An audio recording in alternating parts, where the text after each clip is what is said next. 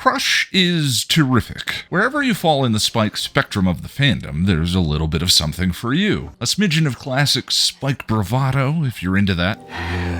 Mayhap a spot of vintage Spike and Drew for 11sies, if that's your thing. Or even a return of some rock-hard Spike humiliation, if that's what gets you going. Look, I'm not here to kink shame. The point is, this is a terrific and important episode for Tall, Bleached, and Handsome that also addresses some questions about the show's lore that we've been talking around in these videos since Spike first swaggered into Sunnydale.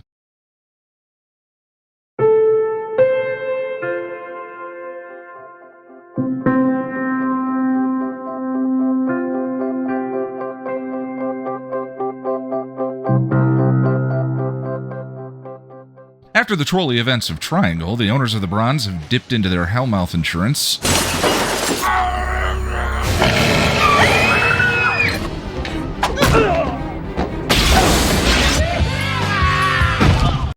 again and rebuilt. The gang is having a dance-abration, presumably to celebrate their isolated battle triumph over Glory from the previous episode, but the camera pans around to find Buffy isolated and on her own. For some reason, I was distracted this time by the two young guys standing behind her, trying way too hard to look casual as they scan the room for potential rejection. I have been, at various points, both the open Hawaiian shirt, hands in his pockets, I'm just chillin' guy, along with the slightly overdressed wearing those new dress shoes his mom just got him, where are the ladies at guy. Definitely a vibe with those two. Bronze isolated Buffy is always carrying some melancholy weight, and coincidentally, that is the moment that Spike chooses to approach. Jacking up the bar price to pay for fixing up this sinkhole. Not my fault the insurance doesn't cover active patrol. Now, I wish there was a bottle episode about the Bronze owners. Wonder if they could have been a future Big Bad Mayor style. He is out of his supervillain outfit for the first time in the series. Buffy spurns Spike's attempts for a genial connection. It looks as though in the shot where he attempts to storm off, James Marsters accidentally knocks over the beer bottle. And given the way Sarah jumps, it appears unscripted. James recovers and sulks off, and the accident actually makes Spike look more pathetic and rejected. Will is still having headaches from the Glory fight. Honey, in case you didn't hear me the first 6,000 times, no more teleportation spells. What? I suppose, like Maximum Combo Breaker Buffy from Primeval, the teleportation option was something the writers were going to have to nerf for the sake of the storytelling. Big bads aren't that scary if Will is just able to teleport them every time they come running. Across town, an empty train rolls in and something on board eats the yardmaster. At home, Giles tells Buffy not to treat Dawn in any other way than she's used to, and I laughed at the sibling vibe of Buffy immediately jumping on her. Dawn! What? I love the what came first, Dawn or the egg reference that Dawn's shirt seems to be making. The costume designer Cynthia Bergstrom must have had a lot of fun dressing Dawn this season. Back at Crypt von Spike, Harmony is feeling frisky, but Spike isn't interested until she offers to try anything.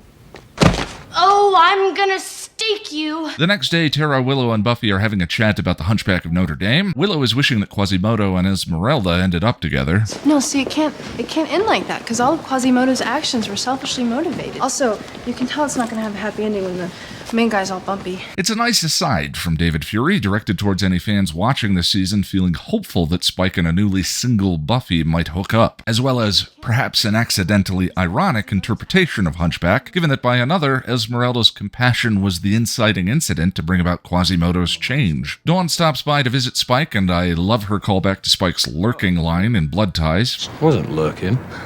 I was standing about. I'm not lurking. I'm looking. Buffy finds Dawn there later, being told an inappropriate story by Spike. Dawn outs Spike's crush on Buffy. Spike's completely in love with you. Huh? That night, Spike stops by to invite Buffy to team up and clear a vamp's nest. The activity goes not as he'd hoped. Is this a date? Do you want it to be? Are you out of your mind? Nice reference. The episode Spike discovered his crush was out of my mind. This is such a terrific scene between the two of them. Spike's little vulnerable line reveals just a hint of William in it. Then, seeing in this moment that he is some kind of bottom for Buffy, Spike tries to protect himself by summoning up some swagger. It's not so unusual to people in the workplace. Great stuff by James. After Buffy shoots him down, Spike mopes back to the old Cryptstead and finds a happy memory, pretty Spike.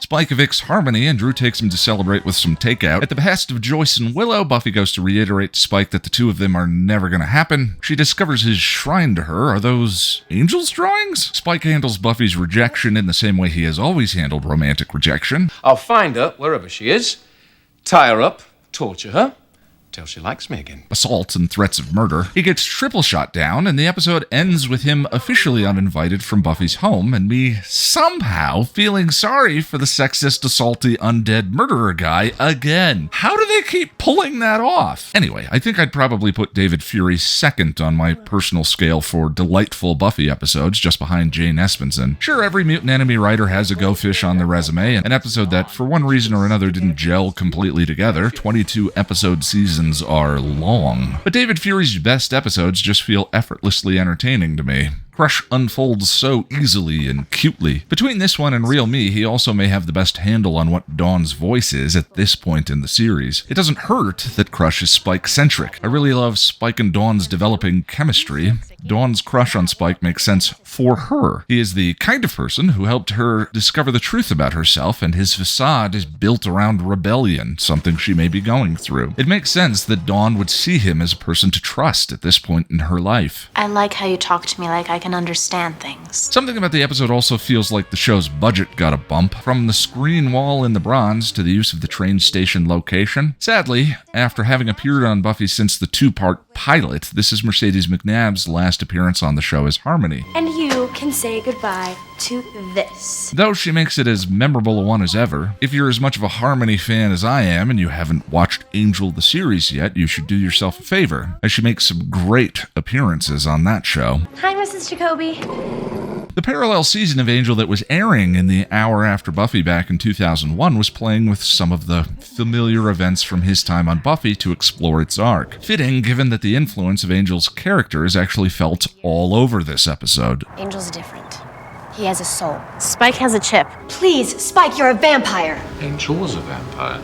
Spike's actions in this episode are broadly modeled off of Angel's in Season 1, Episode 7. Buffy didn't trust Angel, Darla attacked, and Angel dusted his ex to defend his new love interest. Spike is trying to play those same notes here, but the music has no soul. Sure, he wasn't around during Season 1, but it stands to reason that he and Angelus might have gotten to talking, given the conspicuous absence of the fourth member of the Whirlwind that season. And given Spike's penchant for conflating love, sex, and violence, I was reminded of something Angelus said to him. To kill this girl, you have to love her. In my mind, Crush puts to bed a question we've been talking around since Season 2 began. Are vampires capable of love? Buffy believes they aren't. And whatever you think you're feeling, it's not love.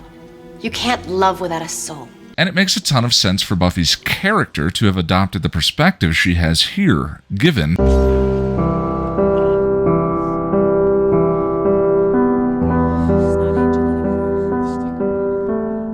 Angel's turn in the second season was devastating and cruel. How much worse might it have hurt if Buffy had believed that Angel's love was still in there? Worse, that Angel's love for her was the thing actually fueling Angelus's torment and abuse. Buffy's perspective on vampires and love at this stage of her life strikes me as a straightforward and necessary coping mechanism, an especially useful one after Angel came back in Season 3. But after Buffy says that, Drusilla uses some Shakespeare to make a simple distinction. You can't love without a soul.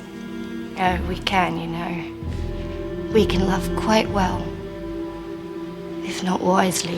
Man, do I love the symmetry of that line. It is the second Spike and Drusilla reference to Othello. Back in School Hard, when Drew asked Spike to kill Buffy for her, he responded, I'll chop her into messes. When I first watched that episode, it struck me as such a bizarre quote for Spike to use, given it is something Othello said in a rage he would do to Desdemona, his wife. Now it's some pretty fun foreshadowing of Spike's crush. Later, when the deed was done and Iago's treachery revealed, Othello asks Cassio and company to describe him in a particular way. You speak of one that loved not wisely but too well.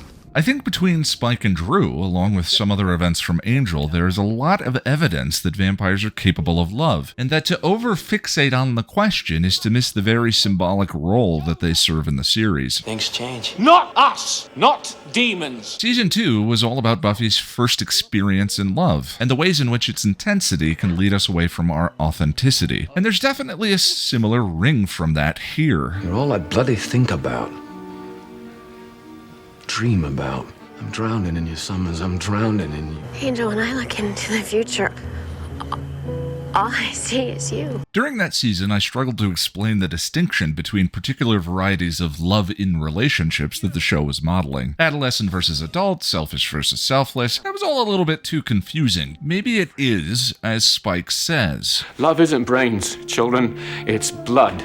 Blood screaming inside you to work its will. Love is more like a force of nature that springs up during a person's life in the form of a bright, beautiful day, a storm, a devastating fire, or simple, elegant gravity.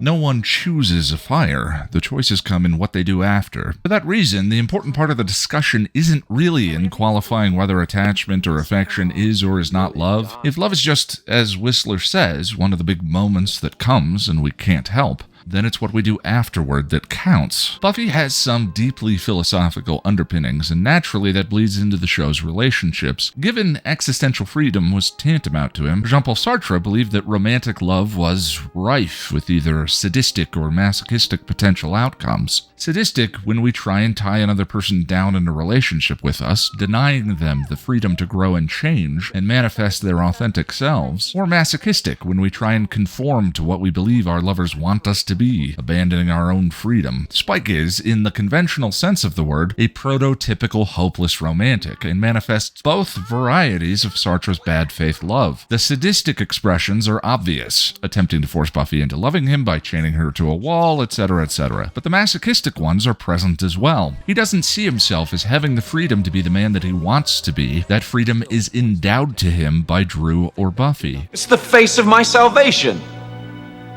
She delivered me from mediocrity. In this episode, he keeps making little changes. I can't stop thinking about you.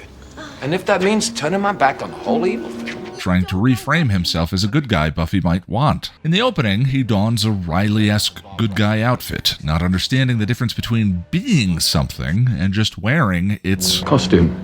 Spike's willingness to abandon aspects central to his identity, like evil or Drew or evil, shows he may have Buffy on the wall, but philosophically at least he is keeping himself in chains. He lives, or undeads, only for the sake of the validation he receives through his romantic relations. He is a void to be filled because without Buffy or Drew's affections, I'm nothing without her. Yeah, that'll have to agree with. Personally, I've never completely fallen in line with the notion that we should only try and change for ourselves, otherwise those changes are in some way invalid. Doing the right thing for the wrong reasons is still the right thing, and one of the ways we can celebrate a partner is by taking better care of ourselves. But that mostly applies to doing more sit-ups or, sarting less in bed. Fundamental long-term change requires a commitment to ourselves and clarity on our own motivations. Still, Sartre believed in the importance of intimate relationships. I am not alone. The people closest to us are mirrors, without which we may never be able to fully understand ourselves and unlock who we want to be. As much as Buffy and Angel gave us Sartre's bad faith version of intimacy in Season 2, their relationship in Season 3 is mostly the authentic one, where they empower each other. I think that you should leave. This is a good opportunity for you. Angel, you have the power to do real good, to make amends. I do know it's important to keep fighting. I learned that from you. And eventually, without resentment or malice, say goodbye. You don't have to make him the bad guy. I mean, I think maybe in the long run that he's right. Yeah. Because sometimes the freest and most loving thing two people can do for each other is to accept the ache and loneliness that will come, and then let each other go. Angel was good. And I can be too. I've changed, Buffy. What, that chip in your head? You're like a serial killer in prison. The whole point of the clockwork oranging of Spike in Season 4 was to make a thematic comparison between the chip and the social conditioning the panopticonic initiative did to Riley. I am how they train me. And one of A Clockwork Orange's main themes was that good and evil are both aspects of human nature. However, perhaps the defining aspect of our humanity is the freedom to choose one versus the other. Spike isn't choosing anything. The chip gives him no other way of operating. And without the spark of his moral compass, he doesn't have the ability to understand the morality underpinning his actions anyway. You want credit for not feeding off bleeding disaster victims? You're disgusting. What's it take? From what I've read, The original plan was to off Spike in What's My Line, but James became something of a writer and fan favorite. In theory, keeping Spike past season 2 may have created a problem for the show's original conception of vampires. If the soul is the moral compass, and vampires are soulless creatures that don't age, then by their very nature, they were intended to be a little one-dimensional. The lack of any moral or ethical development was the idea they were supposed to be symbolically representing. Problem is, for a long-term recurring character in a series, lack of any development just isn't that interesting. And if the chip were to teach Spike morality, it might undermine some of the intended themes from season 4. But vampires aren't incapable of actions that may appear to be moral. It's just that the action more likely served other desires they already had from the beginning. Spike could have fed on trolly disaster victims, but didn't. True, he pointed it out to Buffy that he didn't, but that's exactly my point. In a bubble, comforting disaster victims could still be seen as a moral action. Spike escorted Dawn to the magic box in Blood Ties. Maybe he likes Dawn. It's not outside of the realm of possibility. Being a vampire doesn't mean that you can't like a person, only that you are undead, have no moral compass, and drink people fuel to survive. And since chipped Spike can't eat Dawn, and Dawn also represents future potential access to Buffy, why not keep her safe? Spike also didn't shotgun Buffy in Fool for Love, but instead did something the other Scoobies sometimes fail to do, sat quietly with her. Was that moral? Well, since vampires can love, and Spike thinks he's in love with Buffy, then he also happened upon her in a moment when she'd been uncontrollably stricken by something that he's deeply craving from her anyway: emotional vulnerability. Whether his story remains thematically consistent in the coming seasons, we'll just have to wait and see. I'll be honest, as a fan, I find myself seeing both sides of it every time I watch. But either way, Spike's arc, with all of its ups and downs, triumphs and missteps, all anchored by James Marsters' effortlessly charismatic performance, may be one of the most interesting aspects of the entire show. That doesn't prove anything. Except that you're a sick, miserable vampire that I should have dusted a long time ago. But the whole writer and fan favorite thing aside, I have to admit, the more times I've run through the seasons, the more I've started to wonder, why the hell hasn't Buffy staked him yet? For real. Since his realization is doomed that he can do damage with things other than his fists and teeth, Spike has proven himself to be an absolute menace. He aided Adam's plan, which was instrumental in the deaths of a bunch of human soldiers. He got Harmony to nearly kill both Riley and Riley's doctor. And who knows how many kills Harmony brought home while they were living together. She had to have been eating something. In this episode, Drew feeds him 2 people that arguably would still be alive otherwise, something he conveniently never brings up to Buffy. If anything, he's shown he can do more damage via that liquid, stupid, sexy charisma of his than with just his normal weapons of choice. But maybe, on some level, Buffy feels some kind of weird, kindred connection to him that even she hasn't sorted out for herself. There was some visual evidence that was being set up in the second season. They both recovered from their injuries around the same time in that arc. They allied with each other against their exes in the finale. Because of his chip, Spike is neither human nor monster, and that leaves him isolated from both worlds. As we see in the opening, more and more Buffy's Slayer power isolates her from her own. And then there's... I've been going out a lot, every night. Patrolling. Hunting. You're a killer. Okay, killer. If that's the way you want it. I guess you're on your own.